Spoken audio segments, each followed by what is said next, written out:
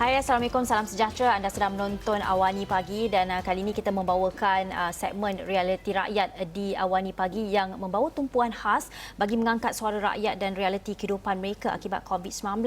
Dan kalau kita lihat sejak pelaksanaan PKP, kita menyaksikan ramai ibu bapa bekerja dari rumah dan kanak-kanak juga belajar dalam talian di rumah. Ini membuka mata kita kepada penjagaan kesihatan dan pemakanan kanak-kanak dengan lebih teliti. Naila. Ya, dan menjelang pelancaran laporan kemiskinan UNICEF dan UNFPA hari ini, kami bawakan perbincangan mengenai aspek kesihatan kanak-kanak di negara ini yang masih lagi dibelenggu isu tumbuh-saran dan makanan yang seimbang. Untuk itu, segmen realiti rakyat hari ini di Awani Pagi bermula sekarang.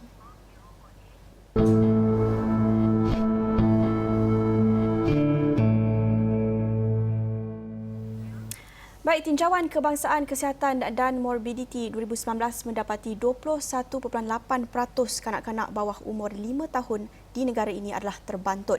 Ini menunjukkan peningkatan berbanding 2011 iaitu dengan 16.6% dan 2015 17.7%. Dan kajian sebelum ini juga ada menunjukkan masalah kanak-kanak terbantut bukan sahaja dikesan dalam kalangan keluarga miskin, malah juga dalam kalangan keluarga berpendapatan tinggi. Ini mungkin beri bayangan bahawa pemakanan yang tidak seimbang dan tidak berzat ini mungkin sudah menjadi sebahagian daripada budaya pemakanan dalam kalangan kanak-kanak di negara ini. Jadi kita nak tahu adakah ini berpunca daripada kurangnya kesedaran orang ramai terhadap kepentingan pemakanan dalam kalangan kanak-kanak atau ibu bapa masih lagi terlalu sibuk kerana faktor pekerjaan dan juga kurang infrastruktur dan sokongan sosial bagi membantu keluarga di Malaysia ini. Jadi kami membincangkan tentang situasi pemakanan dan kesihatan kanak-kanak ketika ini menjelang laporan kemiskinan UNICEF dan UNFPA yang kita jangkakan dilancarkan sekitar 2 petang nanti. Untuk itu, kita bersama dengan dua tetamu hari ini. Ya, kita ada di studio adalah Derek Kok, penyelidik di Jeffrey Chia Institute on Southeast Asia dan pegawai dietetik atau pengasas studio Dietitian Malaysia Salsabila Rabbani. Terima kasih kepada kedua-duanya kerana sudi bersama kita di Realiti Rakyat.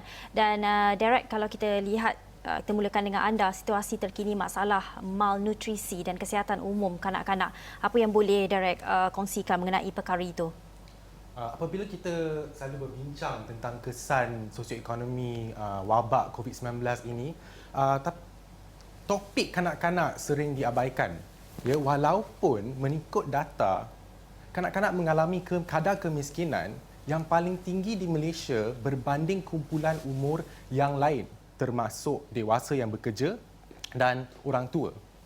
Kadar kemiskinan di kalangan kanak-kanak Malaysia juga adalah hampir 3 kali lebih tinggi daripada kadar kemiskinan negara. So ini adalah konteks yang kita perlu fahami apabila kita melihat impak COVID-19 dan pelaksanaan PKP kepada kesihatan dan pemakanan kanak-kanak.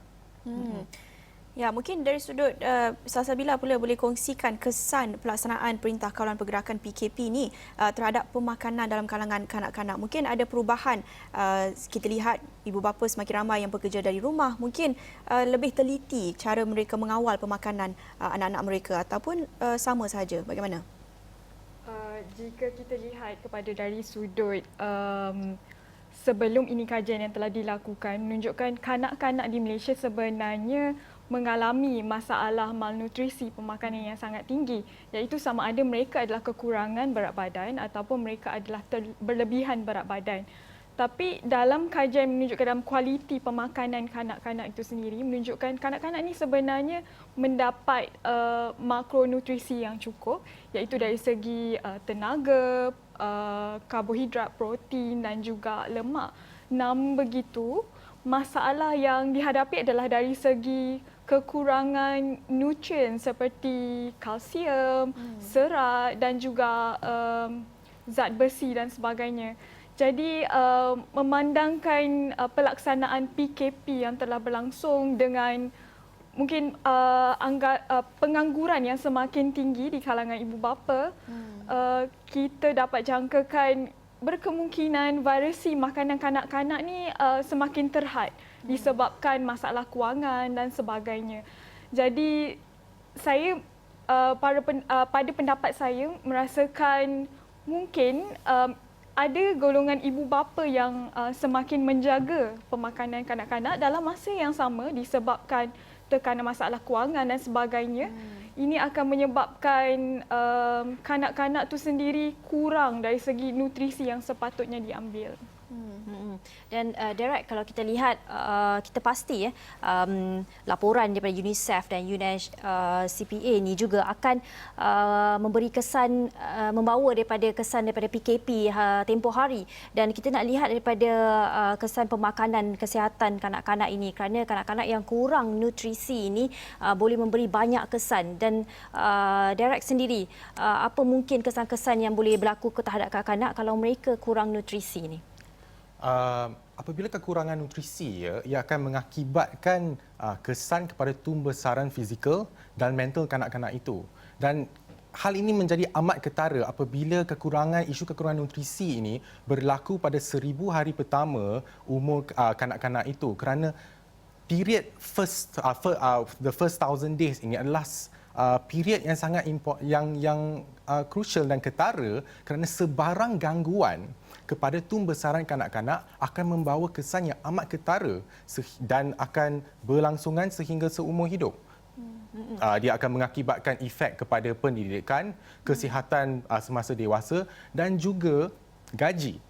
Kajian menunjukkan bahawa jikalau kekurangan nutrisi pada 1000 hari yang pertama, ada penalti dari sudut gaji sebanyak 20%.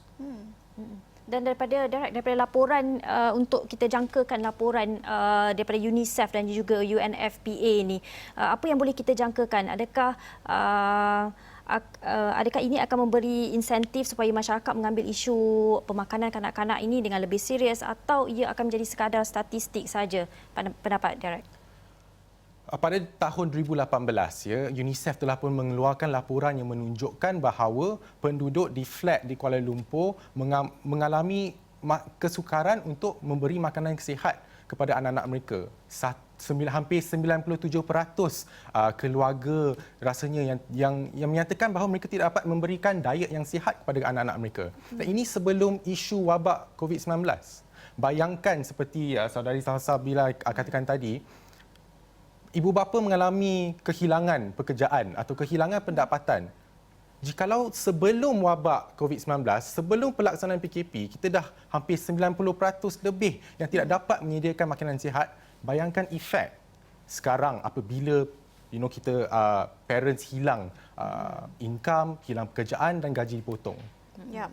Jadi Salsabila yang ada pengalaman bekerja dengan studio dietitian, pengasas sendiri studio dietitian ini yang memberi nasihat, perkhidmatan kepada mereka di luar hospital bagaimana untuk mengubah ataupun menambah baik gaya pemakanan dalam kalangan keluarga dan juga kanak-kanak. Jadi mungkin boleh beri sedikit nasihat seperti yang Salsabila tekankan tadi, aspek kos, aspek kewangan. Lagi-lagi dalam pandemik COVID-19 ini ramai yang hilang pekerjaan, ramai yang tertekan dari sudut kewangan. Jadi bagaimana untuk kita teruskan mengangkat isu pemakanan dalam kalangan kanak-kanak ini? Apa nasihat yang boleh Salsabila beri kepada ibu bapa di luar sana berdepan dengan isu kewangan, kehilangan pekerjaan, tapi dalam masa yang sama boleh lagi beri makanan yang bernutrisi dan berzat kepada kanak-kanak mereka?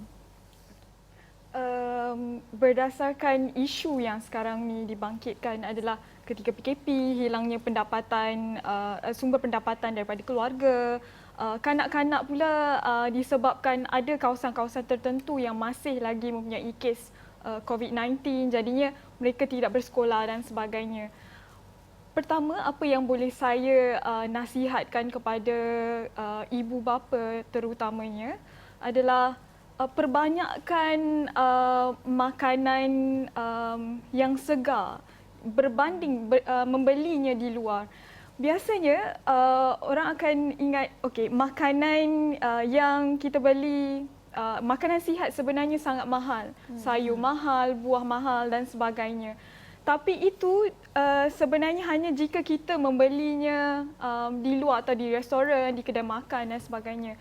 Jika kita betul-betul rancang keuangan, kita rancang apa yang kita mahu sediakan kepada keluarga dan sebagainya. Jadi kita akan sebenarnya mengurangkan kos perbelanjaan pemakanan dalam keluarga. Saya beri contoh. Jika sebiji pisang di luar adalah RM1 dan jika kita membeli dalam jumlah yang besar, jumlah yang banyak, mungkin dalam RM5 kita dapat lebih kurang dalam 6 ke 7 biji pisang. Dan ini sebenarnya mengurangkan kos untuk perbelanjaan keluarga itu sendiri. Cuma pilihan makanan antara yang menjadi isu adalah sumber protein, di mana sumber protein di Malaysia ini antara yang meruji, yang biasa dibeli adalah telur dan juga ayam. Dan mungkin untuk sesetengah keluarga, ayam adalah satu makanan sumber protein yang mahal untuk mereka. Jadi kebanyakan mereka mungkin akan beralih kepada telur. Tapi ada inisiatif sumber protein yang lain daripada kalau ayam dan telur ni daripada sumber haiwan, sebenarnya daripada sumber tumbuhan adalah lebih baik dan juga lebih rendah kos, seperti tofu dan juga tempe. Ini antara salah satu kepelbagaian makanan yang ibu bapa boleh dimasukkan dalam perbelanjaan mereka untuk diberikan kepada kanak-kanak dan juga kepada keluarga lah secara umumnya. Jadi berbalik pula kepada sumber buah-buahan dan juga sumber sayur-sayuran, apa yang boleh dibuat oleh ibu bapa, pilih pasar raya ataupun yang lebih murah lah. Kita dapat bandingkan harga sebenarnya di pasar raya ataupun di panggil basah basah ya. Lebih murah sebenarnya harga di pasar basah. Jadi mungkin ini antara salah satu yang boleh dilakukan oleh ibu bapa untuk dalam masa sama mengurangkan kos perbelanjaan keluarga secara keseluruhan, tapi dalam masa yang sama mendapatkan nutrisi yang secukupnya kepada keluarga, terutamanya kanak-kanak. Tetapi selain daripada inisiatif ibu bapa itu sendiri, mungkin Derek boleh kongsikan apa inisiatif daripada sudut kerajaan pula, apa sokongan yang boleh kerajaan berikan, adakah pemberian tunai cash mungkin dapat membantu ibu bapa ketika berdepan dengan keperitan ekonomi ketika ini, kehilangan pekerjaan, kehilangan punca pendapatan dan sebagainya sekarang ini. Jadi apa lagi selain daripada inisiatif ibu bapa untuk merancang kewangan mereka, tetapi mungkin di sini juga ruang untuk kerajaan bantu. Apa contoh idea yang boleh Derek kemukakan? Terima kasih Naila for the question, kerana saya rasa apabila kita selalu berbincang tentang isu malnutrisi, saya rasa terlebih banyak fokus terletak kepada apa yang ibu bapa boleh buat, apa yang ibu bapa boleh lakukan, tetapi kita tidak sedar bahawa pilihan individu ataupun pilihan ibu bapa adalah dikekang dan dikesan oleh faktor-faktor struktural, faktor seperti gaji yang rendah, faktor seperti kos tinggi yang tinggi, living cost yang tinggi, dan ataupun ketiga, faktor seperti wabak COVID-19. Apa yang seorang ibu bapa boleh buat jikalau saya kehilangan pendapatan? Bolehkah saya memilih nak beli pisang ataupun membeli nasi lemak jika option itu tak ada langsung kerana saya tak ada gaji? Kekurangan kewangan adalah punca isu malnutrisi ini. Kekurangan kewangan adalah punca mengapa kanak-kanak di Malaysia yang tinggal di low cost flat tidak dapat makanan yang sihat walaupun option itu ada. Jadi apa yang kerajaan boleh buat? Selesaikan masalah akar itu, iaitu kekurangan kewangan melalui cash transfer program ataupun pengagihan wang seperti yang dilakukan dalam bawah program bantuan prihatin nasional. Kita perlu solve masalah akar itu. Masalah malnutrisi adalah simptom atau manifestasi masalah akar itu. Dan unless and until kita selesaikan masalah kekurangan wang itu, masalah ini akan berlarutan kerana masalah-masalah semua ini yang kita bincangkan sudah wujud dan sedia ada sebelum PKP, sebelum wabak COVID lagi. Wabak COVID sekarang hanya menjelaskan isu-isu ini. Dan pihak kerajaan perlulah mengambil langkah yang sepatutnya. dalam masa yang sama, kekangan kewangan, tekanan yang dihadapi ibu bapa ketika ini bukan saja beri kekangan dari sudut kewangan tetapi kekangan dari sudut masa juga, seperti apa yang dikongsikan Salsabila. Perancangan itu memerlukan masa dan itu mungkin satu manfaat ataupun privilege yang tak semua ada untuk merancang makanan, untuk malah menyediakan makanan itu sendiri. Sebab itulah mungkin makanan seperti nugget, sausage itu yang lebih mudah, lebih popular kerana itu yang lebih mudah disediakan, lebih cepat. Tapi itu yang kita akan bincangkan selepas ini. Kekangan dari sudut masa juga jadi satu aspek ataupun cabaran buat ibu bapa, lagi-lagi ketika PKP ini. Jadi kita akan berhenti rehat seketika, jangan ke mana-mana, kita akan kembali ke Awani Pagi selepas ini. Ya.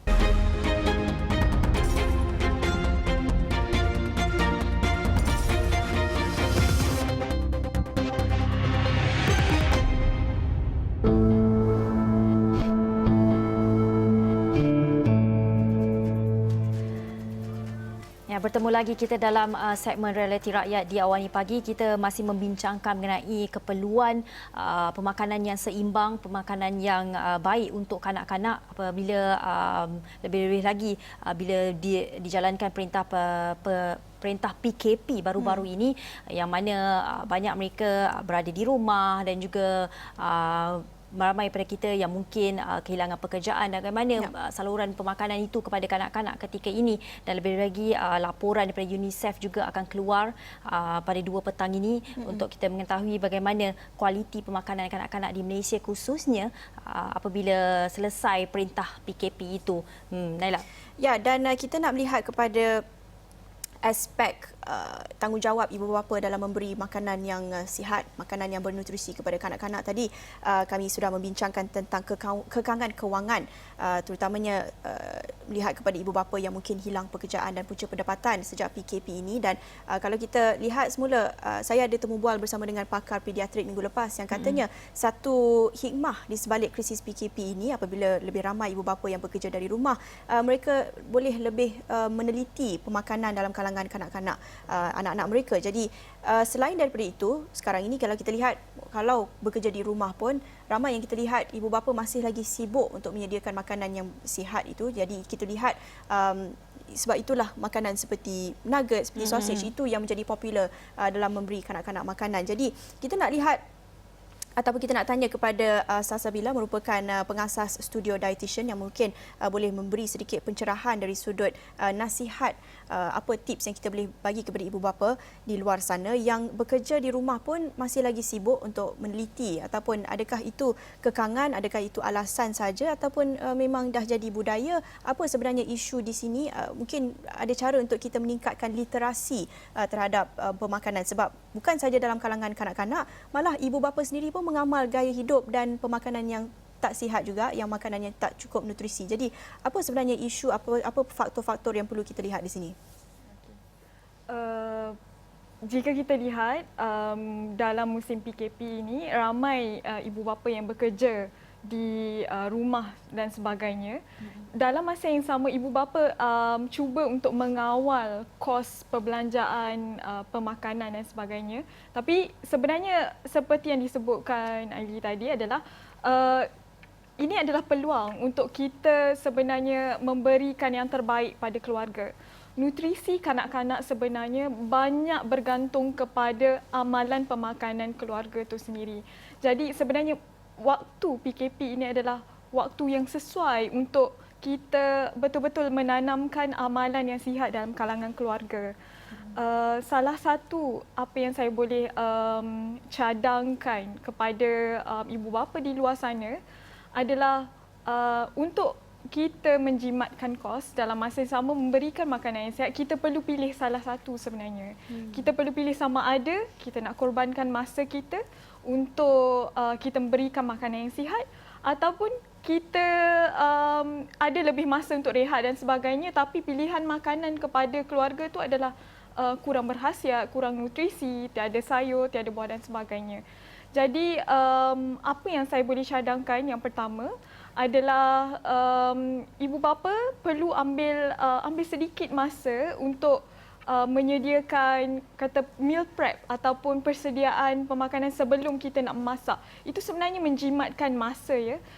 seperti dah siap potong semua sayur dan sebagainya, simpan dalam peti, dah ada siap buah-buahan. Sebenarnya selain daripada biasanya orang macam akan cakap pilihan sausage, nugget yang perlu digoreng dan sebagainya, lebih cepat, lebih mudah dan sebagainya. Sebenarnya harga adalah lebih kurang sama dengan buah-buahan kalau nak dibandingkan. Tapi buah tu hanya perlu untuk ambil, potong dan makan berbanding sausage yang perlu digoreng, burger yang perlu digoreng dan sebagainya. Jadi ini sebenarnya bergantung kepada ibu bapa. Apa yang ibu bapa sediakan di rumah, memandangkan semua kebanyakan keluarga sekarang berada di rumah, bekerja dari rumah, kanak-kanak juga banyak belajar di atas talian. Jadi apa yang ada di rumah sebenarnya itulah yang akan mereka makan. Di pendapat saya, pertama, ibu bapa yang perlu sediakan jenis pilihan makanan di rumah. Perbanyakkan, boleh juga pilihan lain seperti kekacang ada di rumah ya. Selain daripada sausage dan sebagainya, kekacang kuda, mungkin jagung dan sebagainya hanya perlu direbus untuk disediakan kepada kanak-kanak itu sendiri. Mungkin kalau susu ni agak mahal lah untuk golongan yang berpendapatan rendah. Tapi ini antara sumber yang saya sebutkan tadi, pilihan yang lebih baik. Yang kedua, antara untuk membantu dari segi persediaan pemakanan kepada kanak-kanak. Kita dah siap potong-potong makanan semua, letak dalam peti, kemudian baru masak. So itu menjimatkan masa sebenarnya untuk menyediakan makanan kepada keluarga itu sendiri. Ya. Derek, seperti kita lihat, dengarkan apa yang Salsabila katakan, cadangan itu sangat baik, tetapi Derek sangat tekankan bukan mengenai keseimbangan makanan, tetapi lebih kepada makanan itu ada atau tidak, mampu atau tidak untuk disediakan. Pandangan Derek sendiri, kita tahu kanak-kanak perlukan keseimbangan makanan seperti yang dikatakan oleh Salsabila, tapi adakah selain daripada usaha daripada ibu bapa itu sendiri, usaha daripada pihak berkuasa seperti sebelum ini ada menyediakan program sarapan pagi di sekolah, perlukah diperbanyakkan, dan juga program-program seperti food bank di Malaysia itu perlu diperbanyakkan, dan juga pemilihan atau pembekalan dalam food bank itu yang seimbang juga perlu dikenal pasti dibekalkan kepada mereka yang memerlukan. Saya rasa memang sesuai show ni dipanggil realiti rakyat ya. Kerana kalau kita nak kupas data dan kajian yang telah dilakukan yang fokus kepada penghuni flat kos rendah dan rakyat B40, memang betul pilihan itu sebenarnya bukan antara makanan yang tidak sihat dan makanan yang sihat, tetapi sebenarnya sama ada makanan itu ada atau tidak. Jadi root cause itu macam saya katakan tadi adalah isu di mana ibu bapa tidak dapat afford makanan, full stop. Bukan sama ada makanan itu sihat atau tidak. Jadi apakah peranan kerajaan? Macam saya katakan tadi, first step, memberi agihan tunai. Dan kedua, melalui program-program seperti program sarapan sekolah, di mana kanak-kanak itu atau pelajar itu mempunyai garanti atau jaminan makanan at least 1 meal in a day. Menurut NHMS 2018, kanak-kanak berusia 2 tahun ke bawah, lebih kurang 20% tak makan at least 2 meal in a day. Saya makan 3 kali sehari. Tetapi kanak-kanak di bawah umur 2 tahun, di dalam period yang paling ketara, yang paling penting, tak cukup makan even 2 kali sehari. Dan ini adalah step yang boleh dilakukan oleh kerajaan menerusi pengagihan bantuan tunai. Kedua, pengagihan makanan itu sendiri melalui food bank dan program sarapan contohnya ataupun program makanan di sekolah yang di mana kita lihat impaknya di Norway dan di Jepun, di mana bukan sahaja kanak-kanak itu mendapat makanan dan nutrisi yang mencukupi, tetapi ia boleh transform dan mengubah budaya pemakanan satu negara itu dalam 1 atau 2 generasi sahaja. Jadi Derek, sebelum kita akhiri Awani Pagi Realiti Rakyat ini, seperti yang dikatakan Derek, COVID-19 ini hanya menjelaskan lagi isu yang sudah wujud sejak sekian lama, isu pemakanan dalam kalangan kanak-kanak, isu malnutrisi, isu tumbuh sarang yang terbantut.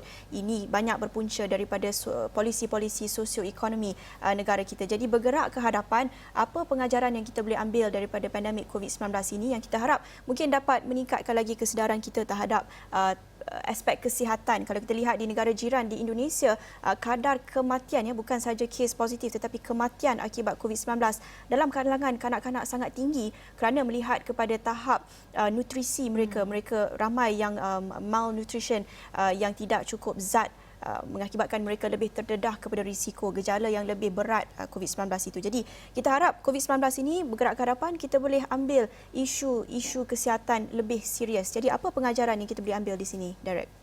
Pengajarannya ialah nombor satu, sistem perlindungan sosial di negara ini, terutamanya yang fokus pada kanak-kanak, amat lemah. Kita lihat bagaimana ibu bapa tidak dapat afford makanan.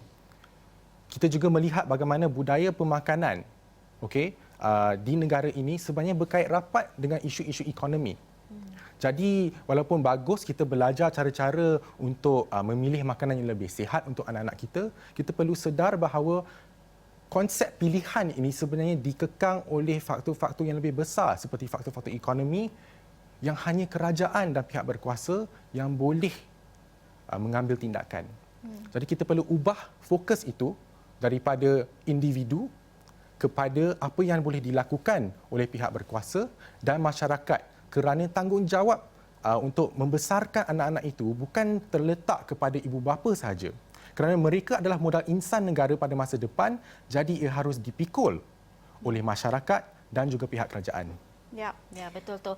Generasi yang kurang nutrisi pastinya nanti juga akan menjadi pewaris negara dan kita tidak mahu itu berlaku dan berlarutan, dan kita harapkan apa yang kita bincangkan di sini dapat membuka mata ibu bapa di luar sana dalam mana membekalkan pemakanan yang lebih baik kepada kanak-kanak dan juga untuk pihak berkuasa kerajaan untuk menilai sendiri laporan yang bakal dikeluarkan oleh UNICEF nanti bagaimana kualiti pemakanan kanak-kanak khususnya dalam negara kita. Ya. Untuk itu kita berterima kasih kepada tetamu kita pagi ini. Derek Kok merupakan penyelidik Jeffrey Shah Institute on Southeast Asia dan juga Salsabila Rabani merupakan pengasas studio dietitian. Masing-masing kongsikan pencerahan berhubung dengan isu malnutrisi dalam kalangan kanak-kanak di Malaysia. Kita akhiri Awani Pagi di sini, segmen Realiti Rakyat bersama saya Naila Huda dan saya Jijak Ahmad. Terima kasih kerana menonton. Bye.